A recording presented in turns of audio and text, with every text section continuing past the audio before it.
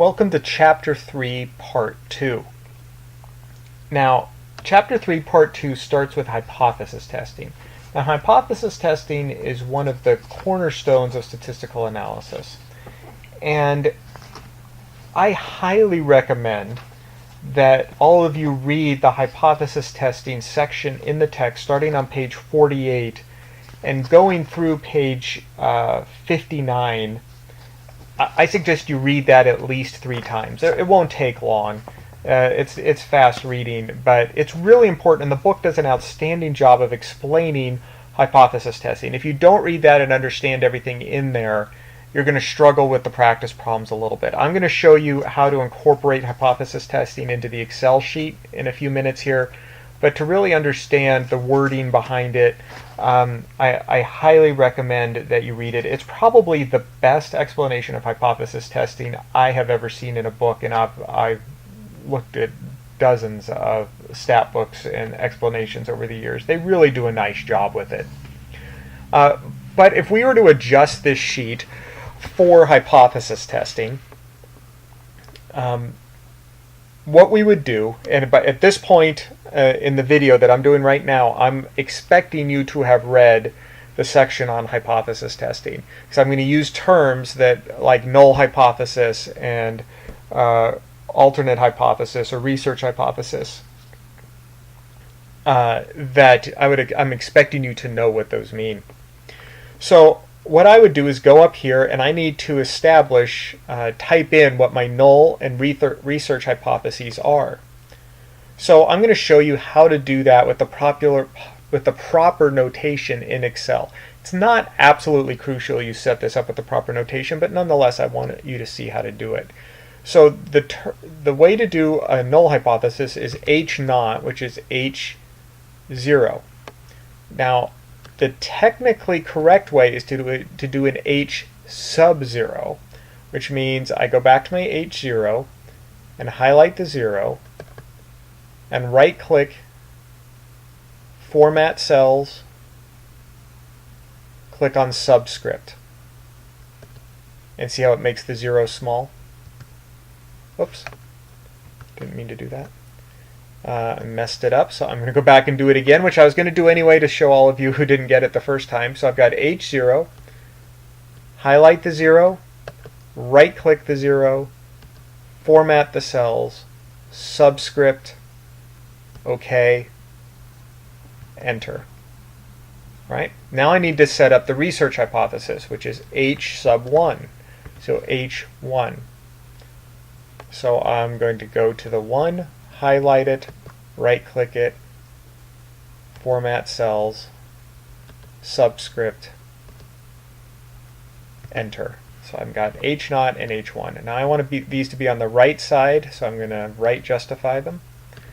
Now I've got equals, so the null hypothesis equals.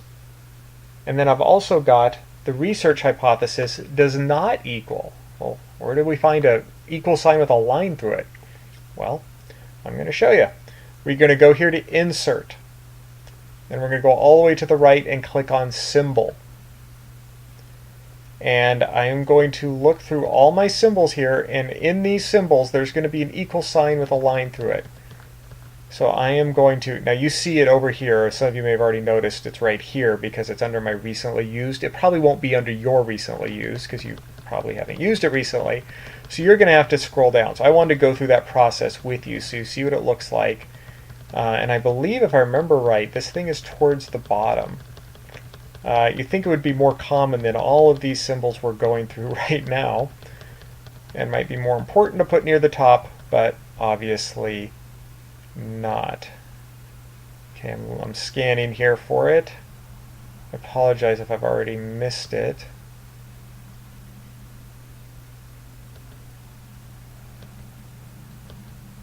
There it is, right there. Equal sign with a line through it. Hit and then highlight it and click Insert. Close. And there it is. All nice and pretty. Now I'm going to center that. Go back to Home, Center. So what is the null hypothesis? Well, we are hypothesizing that the miles per gallon for the Chevy Impala is 28. And so the research hypothesis, which is going to be the opposite of the null hypothesis, is that H1 does not equal 28. So let's go ahead and put these on the left side. So that would be, we would need to, if we're going to do the hypothesis test, we're going to need to include that. Whoops. We're going to need to include that in our problem. So we're doing a hypothesis test. Does H naught equal 28? Does the null hypothesis equal 28? In this case, it does. So we are going to type down here in our result, make sure, in our result, we're going to we are going to accept the null hypothesis. Okay, and I'll justify that. You'll notice I'm paying a lot of attention to making things look right and fit well within the cells. That's just a good habit to be in. You'll see me tinker with things, like I'm going to move that line over so it's just a little closer to the colon there. I don't know why the book has an extra column here, by the way, for space. I don't agree with that. Maybe this looks a little better if I left justify it. It's a good habit to be in, to always be polishing your document, so that if, say, your boss one day wants to see your work, or you're submitting an Excel sheet, you want it to look nice. And I'm going to actually get into more detail on how to make things look nice in the future. But that's why you'll see me tinker even beyond what the book is doing, just because I want to show all of you little tricks to just kind of make it look a little bit nicer. So we accept the null hypothesis. Now, what if our research hypothesis, I should say our null hypothesis, and that Chevy says, you know what, the Impala gets 30 miles to the gallon. And that means that the research hypothesis, if the null is 30, will also be 30. In this case, because we've done the confidence interval, does 30 fit inside the confidence interval? No, it does not. So you would change your picture. You would get the 30 out of there, which means you also have to add some minus signs back in there. And the reference value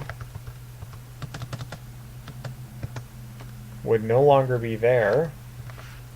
It would be over here. So we're just going to, this doesn't have to be absolutely perfect. I'm going to say 30 is over here. Oops, I forgot the apostrophe. I know some of you caught that as I was doing it. I apologize for that. And this would be your reference value. So, and if you want it to look pretty, you can move this over here. Of course, that cuts these lines off, but it's still, if you scan up, it still looks pretty good. So you could say, okay, 30 is outside. So in that case, we would reject the null hypothesis. You may also say, and would be equally correct, that we accept the research hypothesis, but I'm just going to leave it as reject the null hypothesis. You can say either.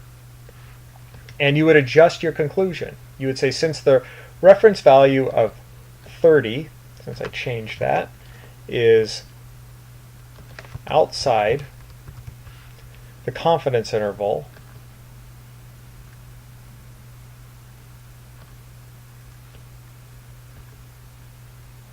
we can make the I'm going to change the rest of this. I'm just going to go ahead and delete it. Since the reference value of 30 is outside the confidence interval, the Chevy Impala gets significantly less than 30 miles per gallon. We want to use the word significantly. That lets people know that's a cue that you are doing statistical analysis. Or you could word this another way. I don't love the way this looks, because significantly to people who are not don't know readings, don't read statistics might think that significantly means a lot, rather than being a statistical term that means importantly is another way you might think of significantly in this case, instead of a measure of a large sum of miles per gallon in this case. So another way to word this, we're just going to delete both of these, might be, and you could say that, what would be a good way to word this? That the Chevy Impala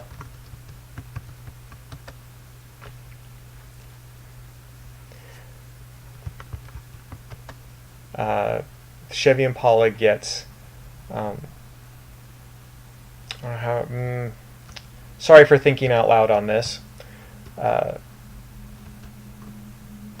Chevy Impala, don't type along with me here, hopefully you're not doing that. I do actually kind of like my original one a little bit more than I originally stated. The Chevy Impala gets significantly less than 30 mpg, or the Chevy Impala's rating of 30 mpg is significantly more than the tested value. Those would be equally correct. You can word it a lot of different ways.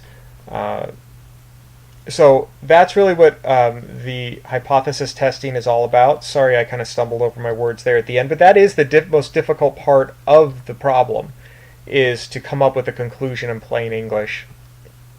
And doing the math is actually not that tough, as you can see, and hopefully have experienced by now. If you just do things the way I've showed you how to do them, you'll be fine. But what you really want to focus on is making sure the conclusion makes sense and that you have the correct the result. In this case, if they had said 30 instead of 28, then we would reject the null hypothesis, as opposed to when it was 28, we would have accepted it. All right, well, we'll be back for Chapter 4.